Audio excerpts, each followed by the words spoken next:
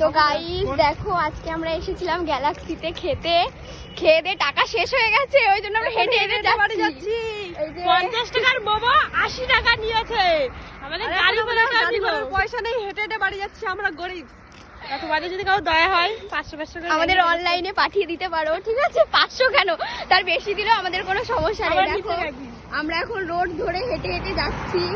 তোমাদের যদি কারো একটু দয়া হয় তো ফোন পে নাম্বার আমরা স্ক্রিনে দিয়ে দেবো, ওখানে তোমরা টাকা পাঠিয়ে দিতে পারো।